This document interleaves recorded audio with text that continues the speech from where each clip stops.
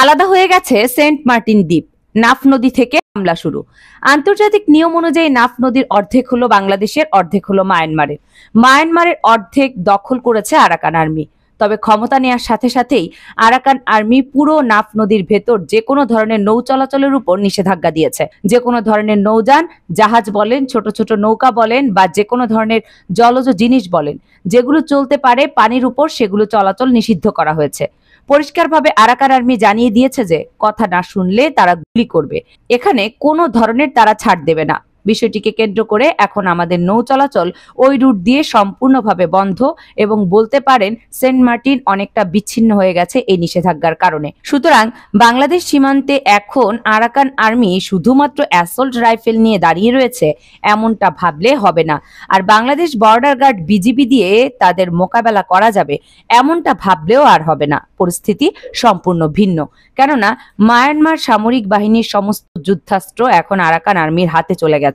চলুন কিভাবে গেল তা জানি, বা কি কি অস্ত্র গেল আরাকান আর্মির হাতে। 105 এর যে আর্টিলারি রয়েছে, এটা কিন্তু মায়ানমারের আর্টিলারি।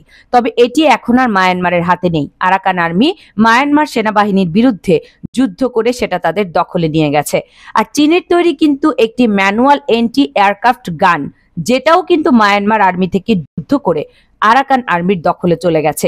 মায়ানমারের আর্মির সঙ্গে যুদ্ধ করে আরাকান আর্মির কাছে কি কি ধরনের অস্ত্র গেছে সেটা কিন্তু একত্রিত করে কিছুটা অংশ মায়ানমারের যে সংবাদ মাধ্যম রয়েছে ইরাবতী, তার একটি ছবি প্রকাশ করেছে।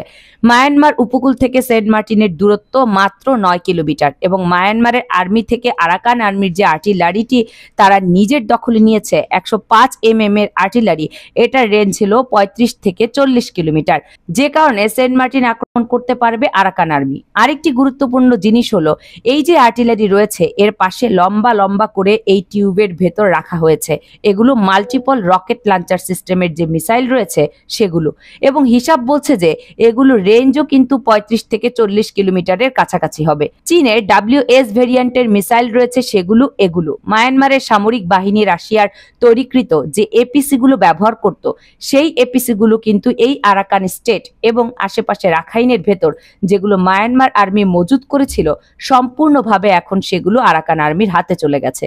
দেখুন, এটা কনফার্ম যে মায়ানমার মিলিটারি তাদের 373 নামক যে ইনফ্যান্ট্রি ব্যাটালিয়ন রয়েছে সেটা সম্পূর্ণভাবে কিন্তু 2024 সালের অক্টোবর মাসে আরাকান আর্মির বিরুদ্ধে লড়াই করার জন্য রাখাইন স্টেটে মোতায়েন করেছিল। রাশিয়ার তৈরিকৃত অ্যান্টি ট্যাঙ্ক মিসাইল থেকে শুরু করে অ্যান্টি আর্মর মিসাইল এবং বিভিন্ন ধরনের লাইন্ড ইনফ্যান্ট্রি লাইনের যে সকল আর্টিলারি রয়েছে সেগুলো সুসজ্জিত ছিল এই 373 নম্বর লাইট ইনফ্যান্ট্রি ব্যাটালিয়ন মিয়ানমারে। সেই পুরো ব্যাটালিয়নটা আরাকান আর্মির কাছে পরাস্ত হয়েছে এবং তাদের কাছে আত্মসমর্পণ করেছে। একেবারে মন খারাপ করে এই যে ছবি তুলেছে আরাকান আর্মির কাছে, এই ব্যক্তি কিন্তু মায়ানমারের এই 373 নামক যে লাইট ইনফ্যান্ট্রি ডিভিশন রয়েছে তার প্রধান ছিলেন। তাকে এভাবে গ্রেপ্তার করা হয়েছে। মায়ানমারের ইরাবতী এই জায়গায় 2টা পয়েন্ট প্রধানভাবে লক্ষণীয় করেছে। এই রাখাইন স্টেটে মায়ানমার অন্তত 51টি ইউনিট লড়াই করেছে পদাতিক সৈন্য সরাসরি। এর সঙ্গে সাপোর্টিং রোল হিসেবে এই 373 নামক যে আর্টিলারি ব্যাটালিয়ন রয়েছে সরাসরি যোগ দিয়েছে। এদের বিরুদ্ধে লড়াই করে আরাকান আর্মি জয়লাভ করেছে। মানে তাদের সামরিক সক্ষমতা কোন জায়গায়। নতুন করে এই 51টি ইউনিট যত অস্ত্র ছিল এবং 373 নামক যে ইনফ্যান্ট্রি ডিভিশনের যত ভারী অস্ত্র ছিল সকল কিছু তাদের হাতে চলে গেছে। এদিকে নাফ নদীর বাংলাদেশ অংশে টহল জোরদার করেছে বলে জানিয়েছে বিজিবির টেকনাফ 2 ব্যাটালিয়নের ভারপ্রাপ্ত অধিনায়ক মেজর সৈয়দ ইশতিয়াক মুর্শেদ। সোমবার এক বিবৃতিতে তিনি জানিয়েছেন, মিয়ানমারের রাখাইন রাজ্যে উদ্ভূত পরিস্থিতিতে সীমান্তের নাফ নদীতে টহল তৎপরতা জোরদার করা হয়েছে। এরই অংশ হিসেবে সোমবার টেকনাফ ব্যাটালিয়নের দায়িত্বপূর্ণ BRM-6 হতে BRM-10 পর্যন্ত নাফ নদীর ঝুঁকিপূর্ণ স্থানসমূহে এবং বাংলাদেশের জলসীমায় বিদ্যমান দ্বীপের আধিপত্য বিস্তারের জন্য নৌ টহল পরিচালনা করা হয়। আরও জানানো হয়, সীমান্তে নিশ্ছিদ্র নিরাপত্তায় বিজিবি দিন রাত 24 ঘন্টা জলে স্থলে টহল পরিচালনা করা হচ্ছে ও সোচ্চার রয়েছে।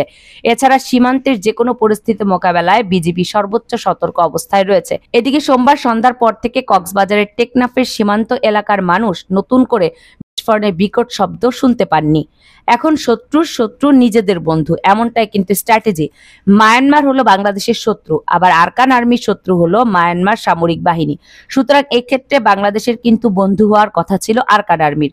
তবে বাস্তবতা হলো যে এখন মায়ানমারের সামরিক বাহিনী নয়, বরঞ্চ তার থেকেও বড় হুমকি আরাকান আর্মি আমাদের জন্য হয়ে গেছে। এর কারণ কি জানেন? কারণ আরাকান আর্মি চীনের প্রক্সি হিসেবে এই অঞ্চলে সব থেকে শক্তিশালীভাবে চীনের যে স্বার্থ রয়েছে সেটা রক্ষা করবে। বলতে পারেন দক্ষিণ এশিয়ার ভেতর ইরানের ঠিক যেভাবে হিজবুল্লাহ একটি শক্তিশালী ফ্রন্ট, এই জায়গায় চীনের শক্তিশালী প্রক্সি হলো এই আরাকান আর্মি, বা চীনের হিজবুল্লাহ আপনি বলতে পারেন এই আরাকান আর্মিকে। এটা কোনো বড় ব্যাপার না। চীনের এক ইশারায় এই আরাকান আর্মি বাংলাদেশ সীমান্তের ভেতর অনুপ্রবেশের চেষ্টা করতে পারে, এমনকি তাদের হাতে যে বিশাল আর্টিলারি রয়েছে সেগুলো দিয়ে ফায়ারও করতে পারে, এবং তারা এমনটা দাবি করবে ফায়ারের পর যে আমরা তো এটা করিনি, এটা করেছে মায়ানমারের সামরিক বাহিনী, এখন আমাদের কাছে তো আর্টিলারি নেই, এমনটা তারা বলবে। চীনের এক ইশারায় তারা এমনটা করতে বাধ্য, কারণ তাদের হাতে যে শত শত আধুনিক অস্ত্র এবং বিভিন্ন টেকনোলজি দেখছেন এগুলো চীন দিয়েছে চীনের স্বার্থ রক্ষা করার জন্য। এই জিনিসটা ভাবার কোনো কারণ নেই যে সম্পূর্ণ রাখাইন স্টেট আরাকান আর্মি দখল করার পর নাফ নদীতে যে নিষেধাজ্ঞা দিয়েছে সেই বিষয়ে চীন কোনো কিছু জানে না, বা চীনের সঙ্গে পরামর্শ না করেই আরাকান আর্মি এই সিদ্ধান্ত নিয়েছেন। প্রশ্নটা হলো যে চীন আসলে এমনটা কেন করলো? বাংলাদেশের মিত্র দেশ হলো চীন, তাহলে মিত্র দেশের বিরুদ্ধে এই ধরনের পদক্ষেপ তার প্রক্সির মাধ্যমে কেন নিল? এবং সীমান্ত এলাকায় যতদূর জানা যাচ্ছে যে আরাকান আর্মি তার আর্টিলারি গুলো নাকি বাংলাদেশের দিকেও তাক করে রেখেছেন। গত প্রায় 11 বছর ধরে বাংলাদেশ এবং যুক্তরাষ্ট্রের মধ্যে একটা নিরাপত্তা সংলাপ হয় প্রতি বছর দ্বিপাক্ষিকভাবে। এক বছর যদি যুক্তরাষ্ট্রে হয়, আরেক বছর হয় বাংলাদেশে। গত বছর মানে 2023 সালে এই নিরাপত্তা সংলাপটা হয়েছিল বাংলাদেশের ভেতর, আর এর পূর্বে 2022 সালে এই নিরাপত্তা সংলাপটা হয়েছিল যুক্তরাষ্ট্রের ওয়াশিংটনের ভেতর। দেখুন, যতবারই যুক্তরাষ্ট্রের সঙ্গে এই নিরাপত্তা সংলাপটা আমরা করেছি যুক্তরাষ্ট্রের মূল ভূখণ্ডে করেছি, তার কোনো ঘাঁটির ভেতর কখনোই করিনি। যুক্তরাষ্ট্রের মূল ভূখণ্ড ওয়াশিংটনের ভেতরে আমরা করেছি।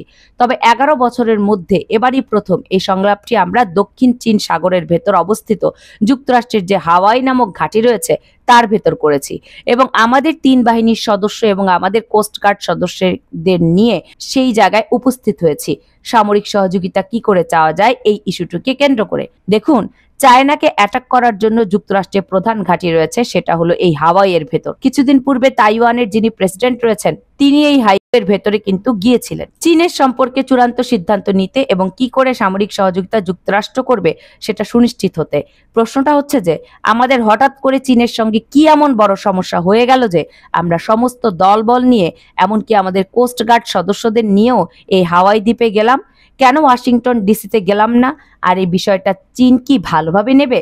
দেখুন, এই জিনিসটা অনেকটা সুনিশ্চিত আগামী 1 সপ্তাহ থেকে 2 সপ্তাহের মধ্যেই বাংলাদেশের সীমান্ত এলাকা দিয়ে আরো অন্তত পক্ষে 1 থেকে 2 লক্ষ রোহিঙ্গা প্রবেশ করবে, নয়তো প্রবেশ করার চূড়ান্ত প্রচেষ্টা করবে। এর কারণ রয়েছে, একে তো চীন কিন্তু বাংলাদেশের উপর খুশি নয়, দ্বিতীয়ত আরাকান আর্মি মায়ানমারের আর্মির সঙ্গে প্রচুর পরিমাণে রোহিঙ্গা আটক করেছে, যা বাংলাদেশের সীমান্তে বাংলাদেশের ভেতর থেকে ট্রেনিং নিয়ে মায়ানমার আর্মির পক্ষে আরাকান আর্মির বিরুদ্ধে লড়াই করছে। সুতরাং এই রাখাইন স্টেটের ভেতর যে বিশাল ক্যাম্প রয়েছে সেখানে আরো 5 লাখ রোহিঙ্গা অবস্থান করছে, তাদের কিন্তু আরাকান আর্মি বাংলাদেশে পুশ করার চেষ্টা করবে। এটা অনেকটা সুনিশ্চিত এবং রোহিঙ্গার ঢল আসা শুরু করবে। এটা শুধু সময়ের অপেক্ষা। চূড়ান্তভাবে মন্তব্য করার কিছু নেই। যদি আপনি বাংলাদেশের 12 থেকে 13 বছরের যে কোনো কিশোরকে যদি আপনি জিজ্ঞাসা করেন, যার বিন্দুমাত্র নলেজ রয়েছে ইন্টারন্যাশনাল পলিটিক্স সম্পর্কে, তাকেও যদি জিজ্ঞাসা করেন যে ভারতের সঙ্গে চূড়ান্ত লড়াইয়ে এই জায়গায় যুক্তরাষ্ট্র কার পক্ষ নেবে, বাংলাদেশের নাকি ভারতের, এক বাক্যে তারা বলে দিবে ভারতের নেবে। কারণ চীনকে মোকাবেলার জন্য ভারতের মতো এত বড় স্টেক হোল্ডার যুক্তরাষ্ট্রের এই জায়গায় আর কেউ নেই। সুতরাং বাংলাদেশের মতো একটি দেশের জন্য ভারতের সঙ্গে কোনোভাবে মনোমালিন্য এই জায়গায় যুক্তরাষ্ট্র তৈরি করবে না, বরঞ্চ বাংলাদেশকে চাপে ফেলে এই ভারতের সঙ্গে আপোষ করতে যুক্তরাষ্ট্র বাধ্য করবে। এখন এই দেশটির সঙ্গে নিরাপত্তা চুক্তি করে বা নিরাপত্তার আশ্বাস নিয়ে আমরা চীনের বিরুদ্ধে সরাসরি গিয়ে ভালো করছি না সঠিক করছি সেটাই বিবেচ্য বিষয়। তো দর্শক, এই বিষয়টিকে কেন্দ্র করে যদি আপনাদের কিছু বলার থাকে তাহলে কমেন্টস করে জানাবেন। কামরুন নাহার রাখি, কেএনআর মিডিয়া।